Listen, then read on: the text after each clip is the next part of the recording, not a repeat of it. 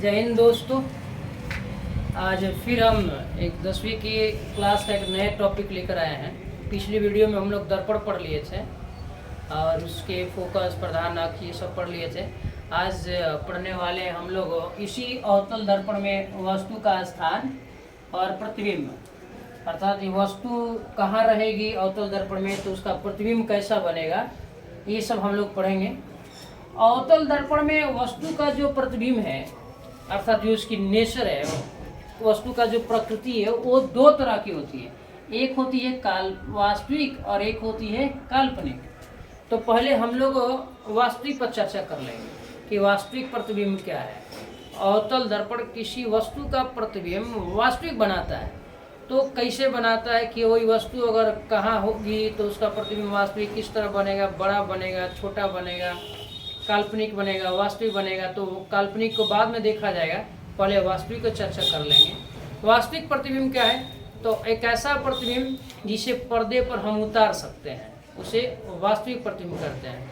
पर्दे पर उतारना मतलब कि देखिएगा, जब पर्दे पर पेंटिंग की जाती है तो पहले जिससे हम छपाई करते हैं उस वस्तु को पहले उल्टा बना लेते हैं, फिर उसके बाद हम उसको पर्दे पर उतारते, तब जाके सही आती है। कभी भी कुछ बचपन में भी लिखे होंगे आप लोग, तो किसी के पीठ पर या कहीं भी कुछ अगर उतारना होता है इसे, तो उसे हाथ पर उल्टा अगर लिखा जाता है, फिर इसके बाद उसको कहीं उतारना होता है तो इसे चिपका दी जाती है, तो सही दिखता है। अर्थात वास्तविक प्रतिबिंब का अर्थ होता है उल्टा। वास्तविक प्रतिबिंब का अर्थ क्या हो गया? उल्टा। तो अवतल दर्पण किसी वस्तु का प्रतिबिंब वास्तविक बनाता है, इसकी पहले चर्चा करेंगे। पहले देखिएगा वस्तु का स्थान, अवतल दर्पण में वस्तु का स्थान कहाँ कहाँ हो सकता है। पहले हम अवतल दर्पण एक बना लेते हैं। इस दर्पण का एक अपना एक मध्य बिंदु होगा जिसको हम P माने ध्रुव कहते हैं।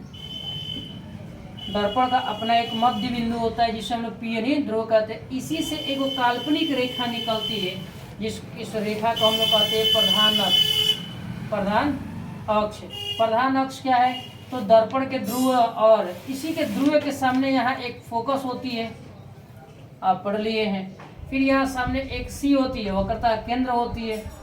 तो हम लोग ये पढ़ लिए हैं कि प्रधान अक्ष किसे कहते हैं। तो एक ऐसी रेखा जो C, F और P इन सभी से जाती हो, उस रेखा को हम लोग क्या कहते हैं? प्रधान अक्ष कहते हैं। तो ये प्रधान अक्ष होगी। इसी प्रधान अक्ष में तो देखते हुए पहले इस अवतल दर्पण, ये दर्पण क्या है जी? अवतल दर्पण। अवतल दर्पण, तो अवतल दर्पण में वस्तु कहाँ होगी, उसका प्रतिबिंब कैसा बनेगा। हम लोग कौन से प्रतिबिंब की चर्चा करने वाले हैं? जो वास्तविक है। काल्पनिक की चर्चा अगले वीडियो में देखा जाएगा, पहले वास्तविक वाला चर्चा किया जाए। तो अवतल दर्पण में प्रतिबिंब वास्तविक बनेगा। देखिए 1 नंबर लिखा है, जब वस्तु अनंत पर हो।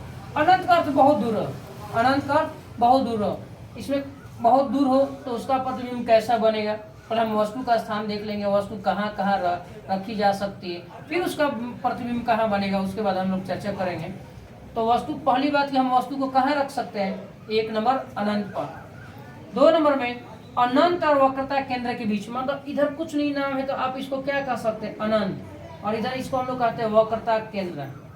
वक्रता केंद्र, इसको कहते हैं फोकस, इसको कहते हैं फोकस। तो इधर कहीं भी अगर एक वस्तु रखेंगे, कहीं भी इधर वस्तु रखेंगे, तो हम लोग इसको क्या कह सकते हैं?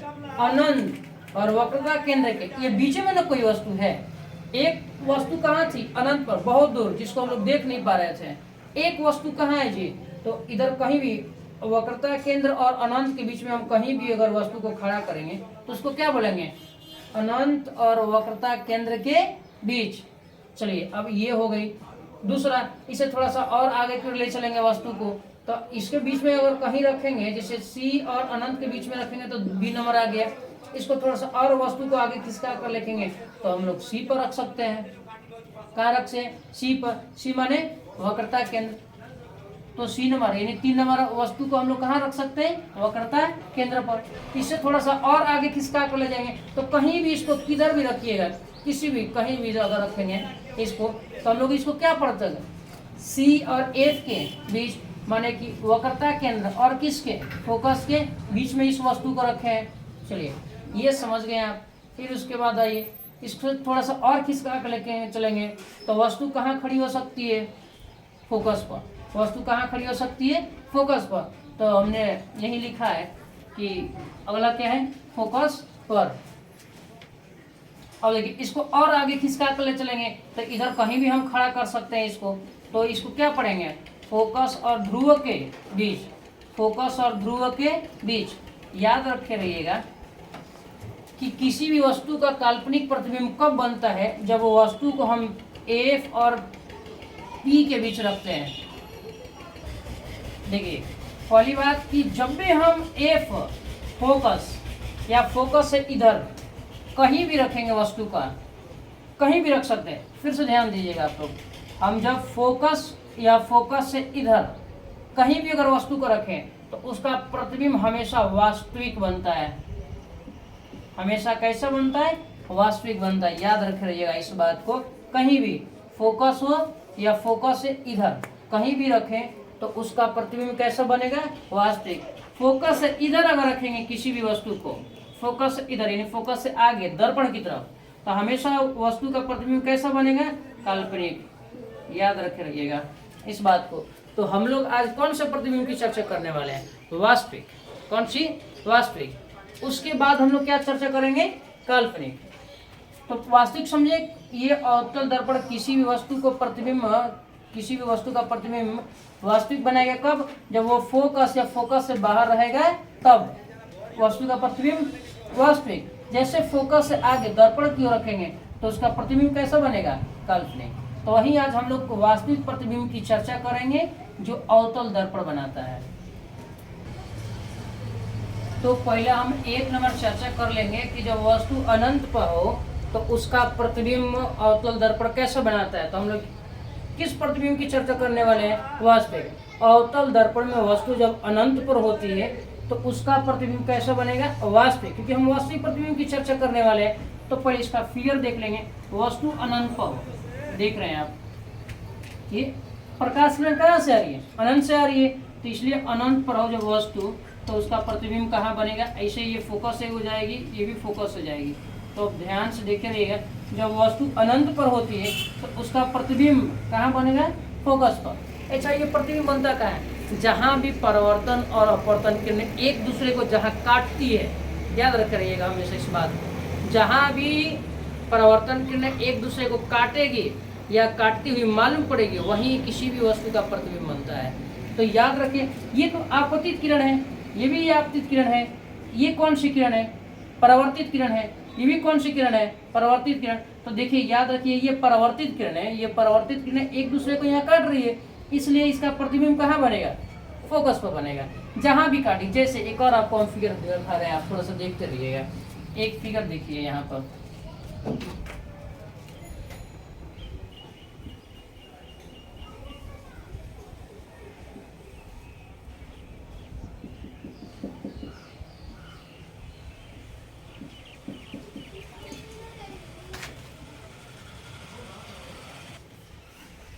इस फिगर को देखिएगा, आप ध्यान से देखिए इस फिगर को।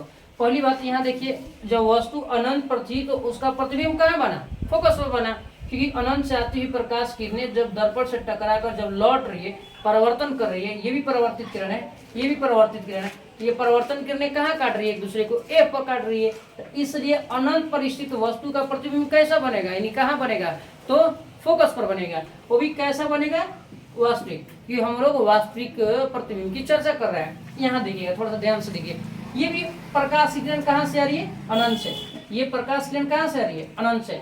ये भी आ रही है तो आपतित किरण, ये भी आ रही है तो आपतित किरण। लेकिन याद रखिए, यहाँ थोड़ा सा देखिए तो ये किरण तो परावर्तित हो जाएगी, ये किरण तो आपतित हो जाएगी। ये एक दूसरे को यहाँ काट रहा है, ये प्रकाश किरण एक दूसरे को यहाँ काट रहा है। तो क्या यही इसका प्रतिबिंब बनेगा? नहीं। हम लोग क्या जानते हैं, जहाँ परावर्तन किरणें एक दूसरे को काटेगी वहीं उसका क्या बनेगा? प्रतिबिंब बनेगा। तो यहाँ क्या परावर्तन किरणें एक दूसरे को काट रही है? नहीं काट रही है। क्यों? क्योंकि ये तो आपतित किरण है, ये तो परावर्तित किरण है, ये तो परावर्तित किरण है। पर क्या ये परावर्तित किरण है?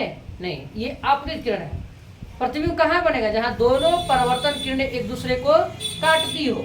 तो देखिए, ये भी परावर्तन किरण है, ये भी परावर्तन किरण। अब ये दोनों परावर्तन किरणें एक दूसरे को कहाँ काट रही है? फोकस पर। अतः अनंत पर स्थित किसी भी वस्तु का प्रतिबिंब कहाँ बनेगा? फोकस पर बनेगा। ये याद होना चाहिए, फोकस पर बनता है।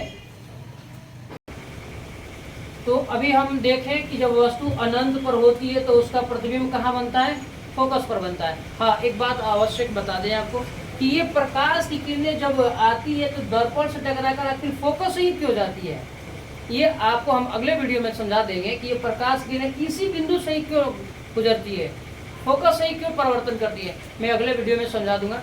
पहले जो हम लोग देख लिए हैं उसको समझ लेते हैं। जब वस्तु अनंत पर होती है तो उसका प्रतिबिंब फोकस पर बनता है, अर्थात उसकी प्रकृति कैसी होगी? वास्तविक, क्योंकि हम लोग पढ़ रहे हैं कौन सा प्रतिबिंब के बारे में?